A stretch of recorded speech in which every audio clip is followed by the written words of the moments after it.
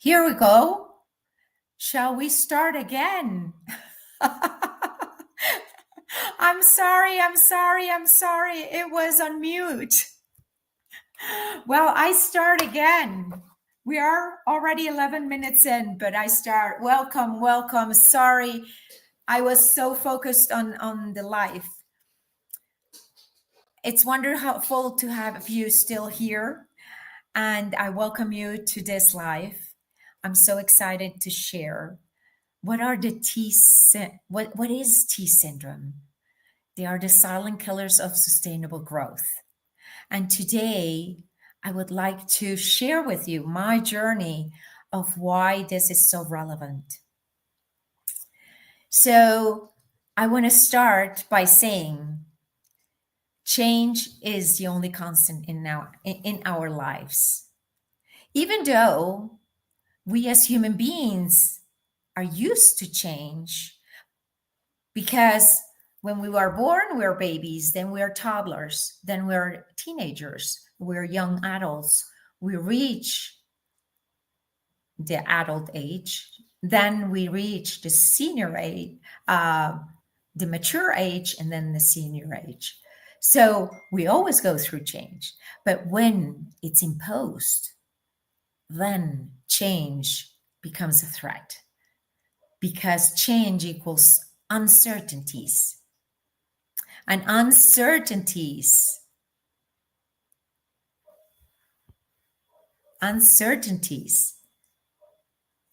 are not well wished by the human condition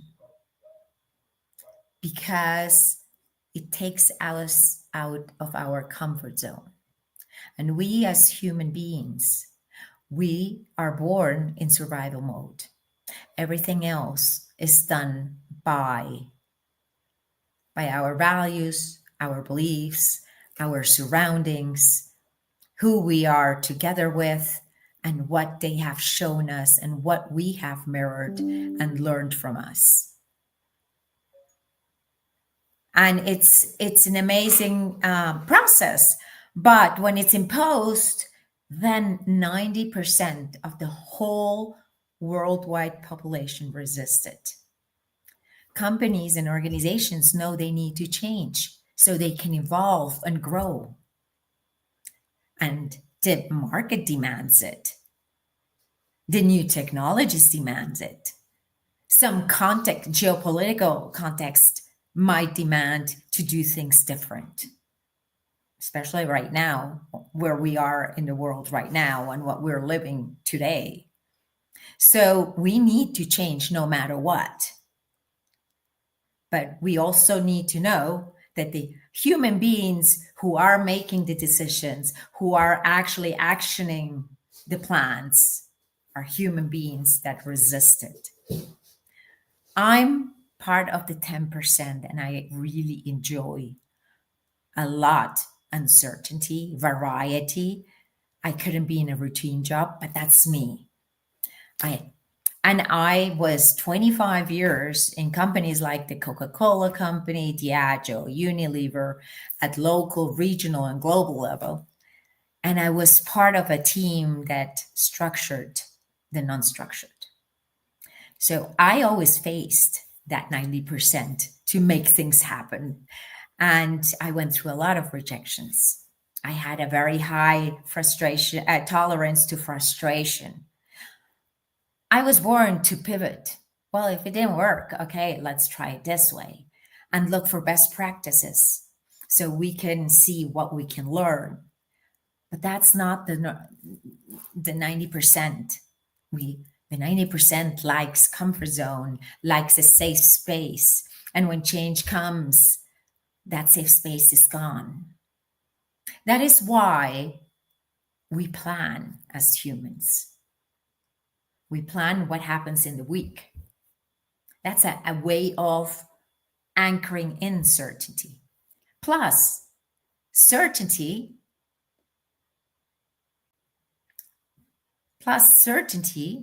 is a basic human need.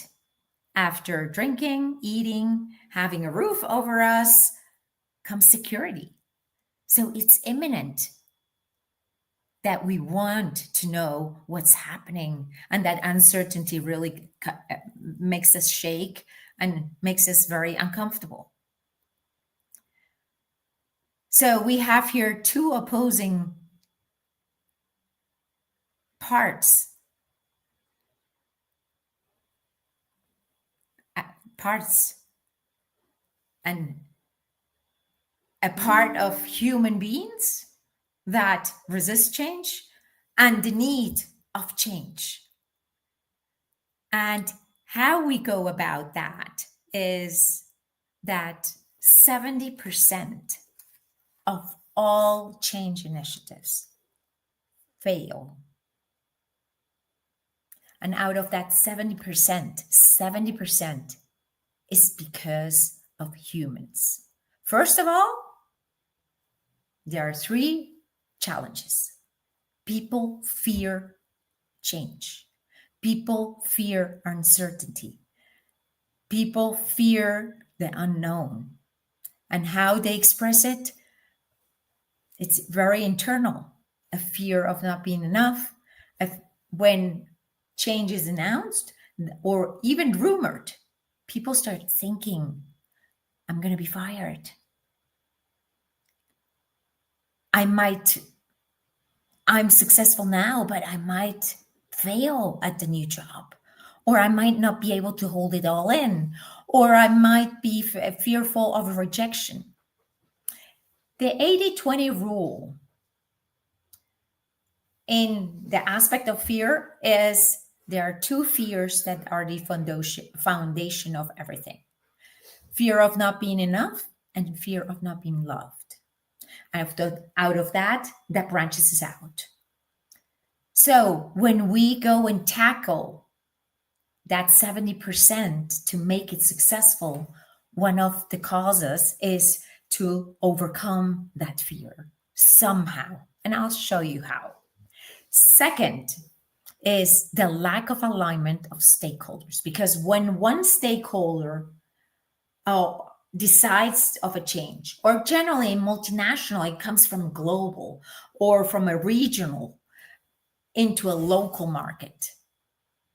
Not everyone is aligned to that, but we don't really look after that. We don't analyze who is our ally, who is our opponent, who is our adversary, and every single one we have to treat differently. We have to communicate differently. The ally, obviously, that's our body. The opponent, we need to understand what's the argument behind it, just to make sure that we don't spread it to around, because negative thoughts or an opponent is 4 times more contagious than a positive one. Third, the adversary, we just need to manage so he or she doesn't make one small issue too big and then everyone is contagious. This is important when we talk about adoption and adaptation rates. Okay? And the third one is the lack of transparent communication, because we are fearful to maybe, if we could tell them transparently about the change, that people will resist it. And that's why you need to be very strategic how you go about communicating a change within an organization or within a family. But it is very strategic. And so 70% of change initiatives fail. The second part, which is even more astonishing, is when people fear, or leaders fear, that those are insecurities in them, and they might turn into egos. Egos are masks. Egos express themselves, maybe because they have a limiting belief. As a leader, they need to have all the answers to everything. They might say, no, it's done like I want because this is the right way. They don't open up. Or they might say, I can't show vulnerability. I need to be, and then it turns to be tough. And that creates a toxic environment. Toxic environment. And out of that toxic environment, a lot of people leave. Today, data and research shows that 79% of people leaving your organization, 4 out of 5 people, is because of a toxic environment. Not because of the company, not because of the role, not because of the strategy, nor the technology. It's because of a toxic environment. And that is one of the T syndrome elements, toxicity. And we need to get a grasp on how to turn those toxic environments into empowering ones. Because that 79% leaving is a drain, it's a cascade, it's actually the Niagara Falls for any company, that it's just gone through, not through the roof, through the drains, and it's lost because every person that leaves when it needs to be replaced costs the organization 1.5 to 2 times the salary of the replaced person. So imagine how much drained dollars, millions of dollars are gone. Plus, that always shakes up the team if one talented person leaves. Because until the new person, first we need to find the right person. Second, that person needs to have a learning curve. And that is really a big gap to sustainable growth. Culture, at the end, it gets to culture, shows up in results. And every percentage point of toxicity costs approximately 4% of the EBIT. So make the calculation. There goes a lot of money in between the cascade, and gone it is. So we better take care of that.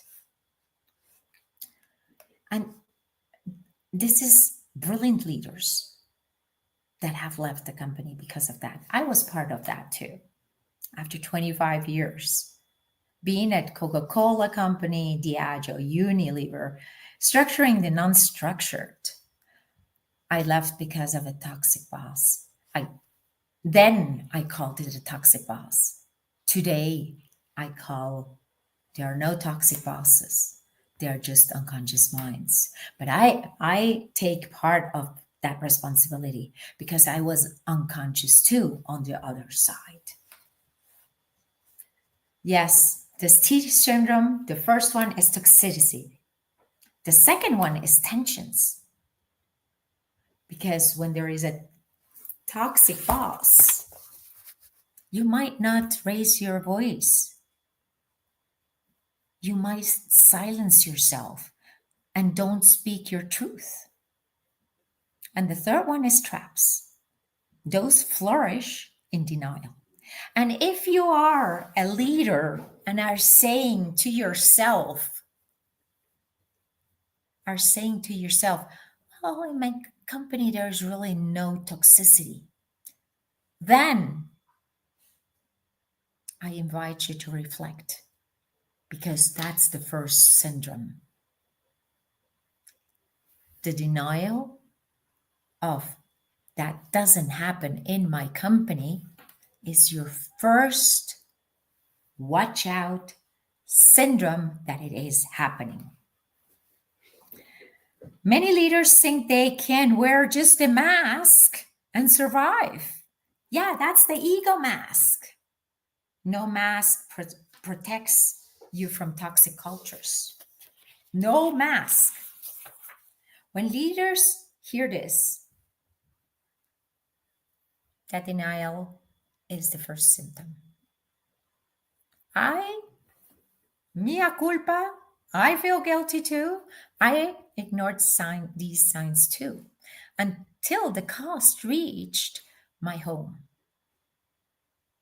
Denial is cheap today and it becomes very expensive in about 6 months, maybe less. It starts really getting costly. I know it's real because I carried it until it broke me. As I said, I left 25 years of Coca-Cola, Diageo, and Unilever, regionally, globally, and I really enjoyed my job because I love uncertainty. I love the structured and unstructured. I feel free. And it was not because of a lack of opportunity. It was very toxic and it was consuming me. But I got contaminated, not only at work, I took it home. When my kids knew that I was in a bad mood because I had a tough day and I was coming home, I recently just got to know that they said, Mom, did you know that we used to go to bed earlier when we knew that you were coming home frustrated and not in the best mood? Because we wanted to evade your energy. And that really broke me. I tell you that. That really hurt. But instead of falling into that trap, I turned it into one of my power skills. And I started peeling the onion and reclaiming my own certainty. At first, I have to tell you, when I left corporate world, I felt nude, naked, because I lost my last name. I was Maya Schmidt, Coca-Cola. I was not Maya Schmidt. I was Maya Schmidt, Coca-Cola. And I gave my full identity away. And suddenly I was naked here. I felt self-doubt, imposter syndrome was up here, and I isolated myself. I'm generally a very friendly and I like socializing and I get along with a lot of people very easily. But I isolated myself because I felt so small and I acted even smaller. And from there, I can conclude that leadership is never neutral. Either it drains you or it empowers you. But there is no gray areas there. And what you drain from your personal area compresses your margins at work. And I realized the tie didn't start at the office. That leash started well in my childhood. And I recognized that story because you guys know we are the biggest storytellers of life. We start at a very young age. We tell ourselves stories of things that are not even true, but we make them true. And it's our reality. And then based on that reality, we make decisions and we shape our future. In my case, when my little brother was born, I have one brother that is 2 years older, I'm the sandwich, and my younger brother, he's 4.5 years younger than I am. And when he was born, I was so excited until he came home. And I saw that my mom had put all the attention to him. And that attention really broke me because suddenly I felt that my mom didn't love me anymore. I did not matter anymore. I even wanted to change myself into a boy. So I got the attention of my mom. So suddenly I said to my parents, I'm no longer Maya. I'm Rolf. You know, I lived in Cali, Colombia, which is nice, and we had a pool at home. And from one day to the other, I took off my top. Well, I was 4.5 years old. And I said, I'm Rolf. That was the name I was supposed to get if I would have been a boy. Well, a few months later, I deserted because nothing changed. But the feeling of not being enough accompanied me throughout a lot of time. And it was normal that I wasn't enough. I had to do things to get the attention, maybe in a negative way. I created conflict at home. And I was completely unaware of it. And that became my leash. And you know what? Leaders do exactly the same. They have leashes coming back from the past, from their story. Those invisible ties don't only shape us, they shape entire cultures in the organization.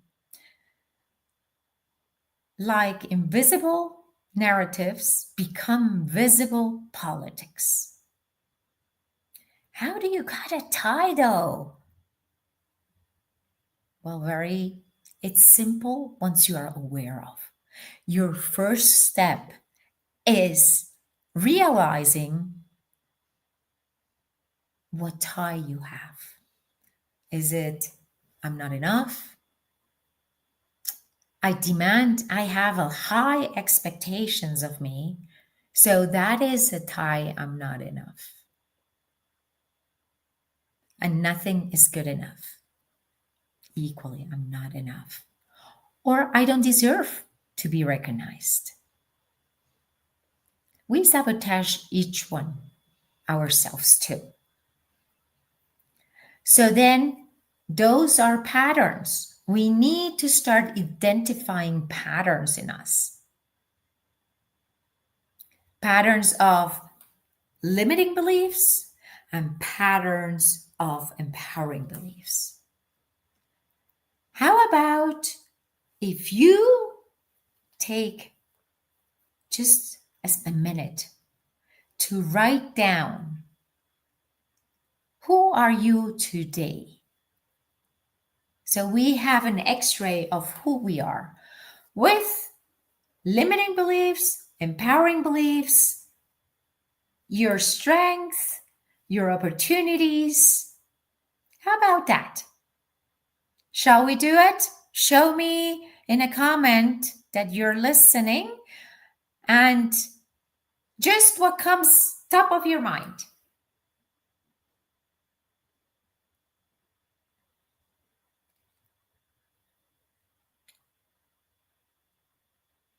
I'm going to wait just a minute, then continue. And if you want to share in the comments, that would be great. An empowering belief is, I'm limitless, I'm beautiful, I get done everything, I'm determined, I'm a shining light.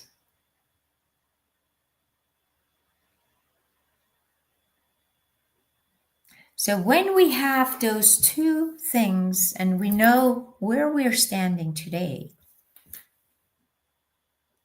our mind can capture, when we have a little bit more of awareness, when that tie, that leash gets into our mind. When we become aware, I'm feeling not enough, then we can interrupt it. With what? Everyone is different. For some people, is to get up and go and walk around, go outside, 5 minutes, 10 minutes, breathe in, breathe out, hear meditation or hear some pump up music, take a book, whatever, just to get off that negative, that limiting belief. And once you are centered again, think about an empowering belief, something that you really wish for, or that something that already made you feel wonderful. With that, that's how we can cut a leash. It doesn't go from one day to the other. We can start practicing it until we get it in our system. And I tell you something, or you can journal. You can journal, because when you journal with a pen, a pencil, and a piece of paper, then you activate different systems: the nervous system, the cognitive system, the motor system, the cardiological system. So the more we make movements, that activates energy in us and let us shift into the empowering beliefs. But we need to practice. We need to go to the gym and practice it. There are also an 80-20 of number of leashes that we generally have.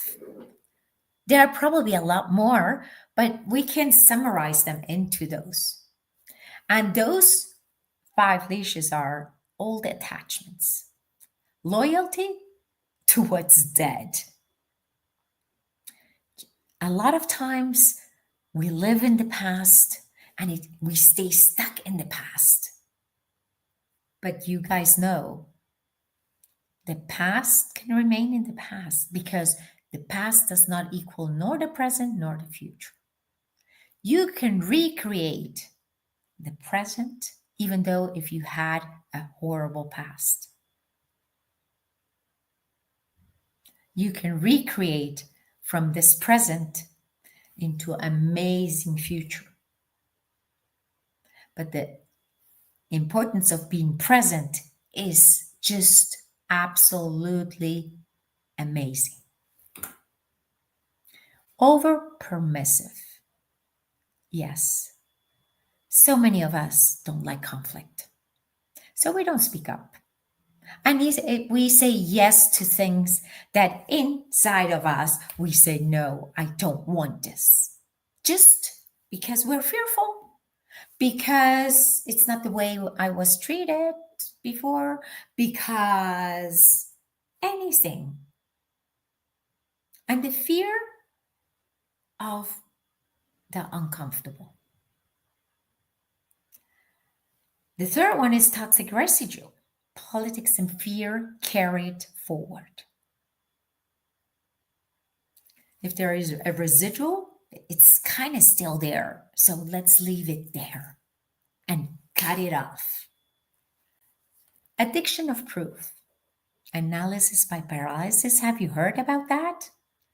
Because the perfectionism gets in the way.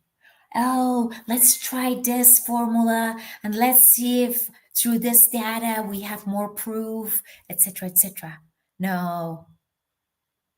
Do you know 96% of all ideas that are in our heads that people have, only 4% actually action it?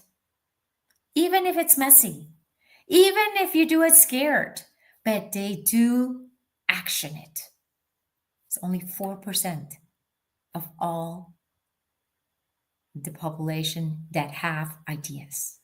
And only 1% out of that 4% actually scale it to the huge scalable businesses. Perfection is a destroyer of action. And that generally is because we don't feel enough. That's the real foundation. And the urgency of scarcity is the fifth tie or leash. Chase everything. Well, I try here and I try here and I try here. And then we lose focus and we own nothing. That's what really happens. When fear and ego grow, trust, innovation, and margins die. It's so damaging for an organization. And if you go into the families aspect of it, it's equally damaging. You lose connection. And that is really not what we are living here for.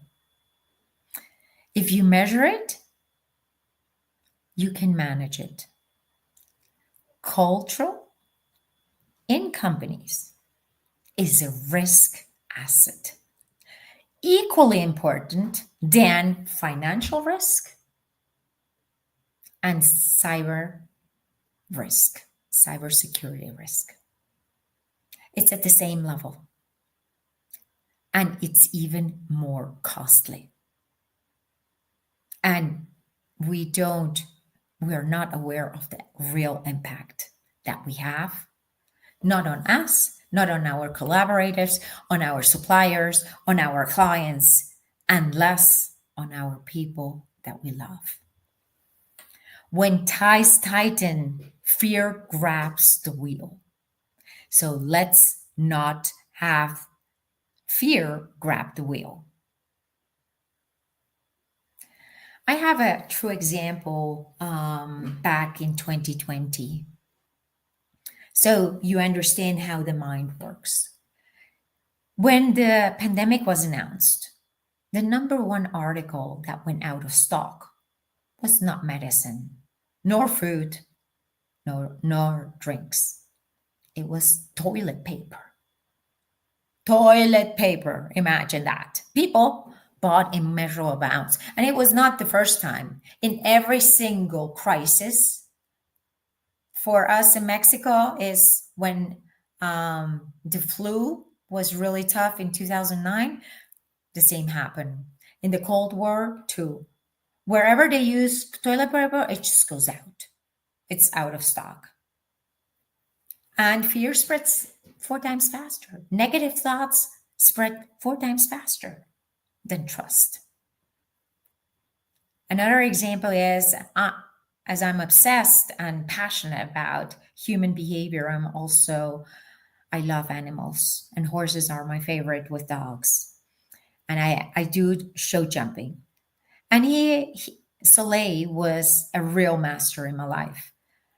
He really consolidated the concept of leaders of leaders. Because if you think about a horse, it's majestic, it's powerful. And when you jump with them, if you don't go with all your confidence, you might have the perfect distance to jump, but the horse doesn't go by themselves. They refuse. Maybe I would jump as falling on the other side of the jump, but the horse doesn't. But yet, when I go with confidence, with all the confidence, I can send him from far away and he would still jump into the unknown. A perfect analogy, what happens with a leader that has certainty in him or herself. People don't follow. They don't follow strategy. They follow certainty. And remember that if you want to really thrive through change, you need to create a safe space for your people to thrive in it, no matter how uncertain the outside world is. Fear makes execution very expensive. How do you cut fear? Presence, practice, and proof. As I said, you need to start being very aware where your mindset is, where your thoughts are, where your feelings are, where your emotions are. Feel it, and then you can really stop interrupting them and shift to empowering beliefs that really lift you up and bring out your best version.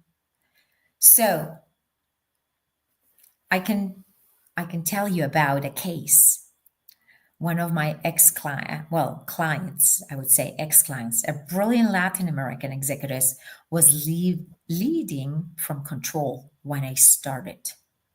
When he reclaimed his certainty through the Leap Advantage transformational framework, which is actually a movement for leaders. His team went dark. Disengagement, no commitment went low. And together with 200, turnover was up 200%. Imagine the cost that we had. There's no investment any longer. It was all cost for the company. And this leader started working on themselves until they reclaimed their whole certainty. They became their true self. And from that space, they were able to unleash their full potential. When you are in that space, you become an inspiring leader, and your teams want to do the same. They just mirror you. And when that happens, then it's easy and light to transform any toxic environment into an empowering one.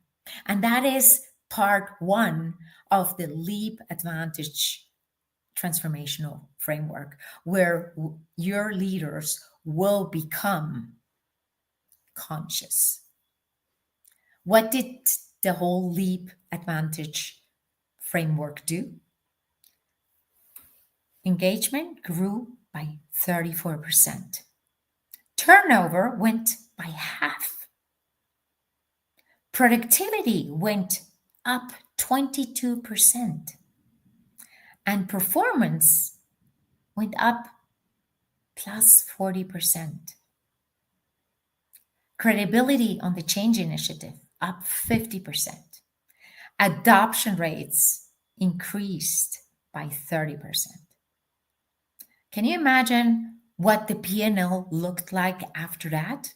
And then he was actually promoted to regional CEO. The ripple effect on the whole company was amazing. Just one person. Another of my clients, she came to the program, and in 12 weeks, she turned around her mindset, and the ripple effect was not only over her direct reports, the whole company. And this was an educational institution. So to all her students and families. That is when we reclaim our own certainty.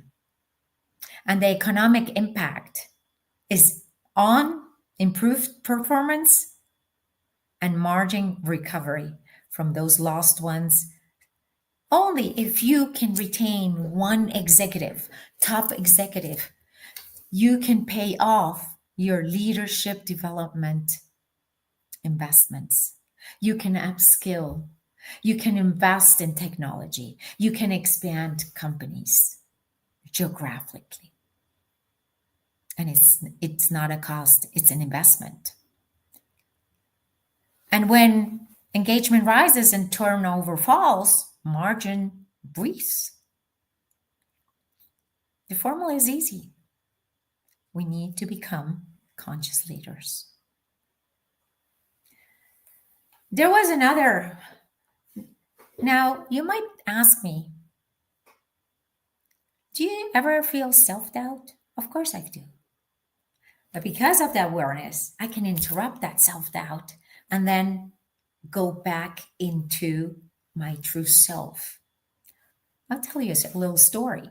About a month ago, I had a shitty day. Yeah, that happens. And I was on the phone with my daughter and I had a live.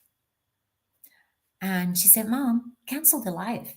You can't do it live. I said, No, sweetie, sorry.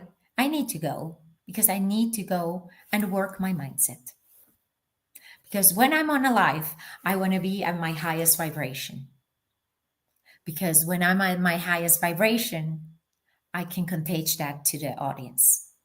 And then they can also assimilate that and start working to always be at the highest vibration. Because when we vibrate high in energy, things can, obstacles might be seen as smaller.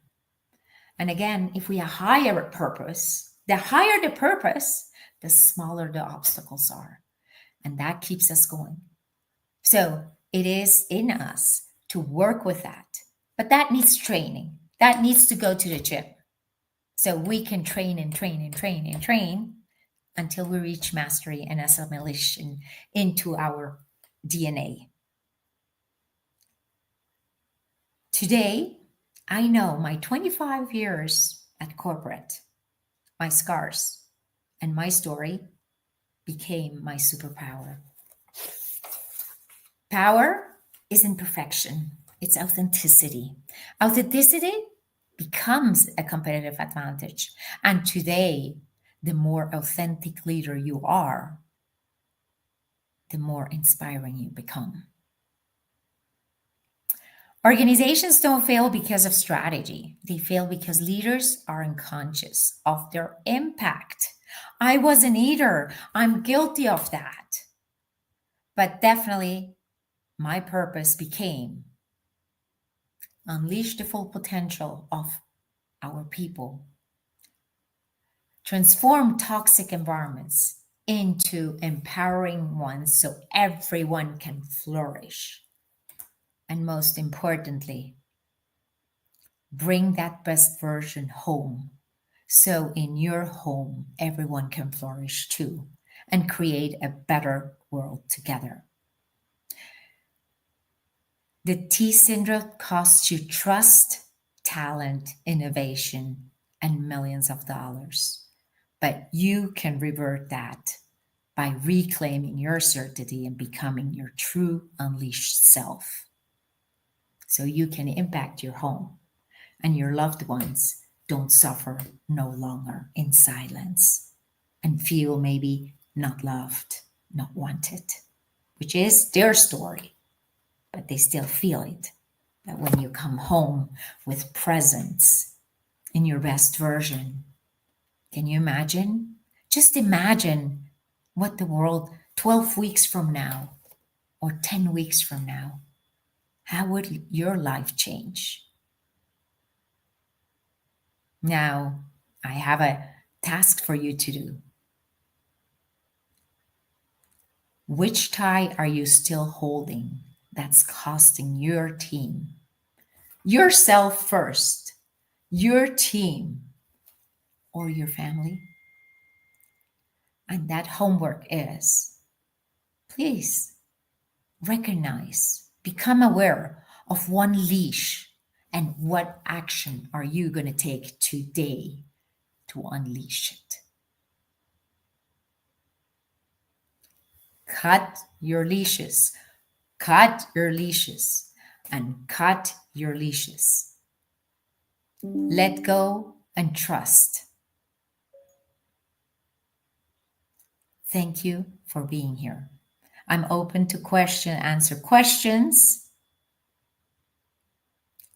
or any doubts, or do you have comments? Really, really appreciate you being here and listening, and I hope you take and cut one leash for yourself. You will liberate and part of your true self will just breathe and come out as your better version. Thank you. Open to questions. I'll be here for another few minutes.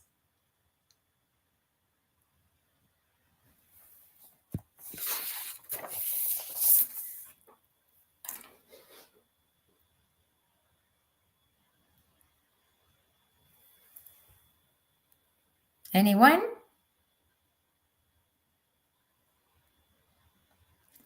Say goodbye.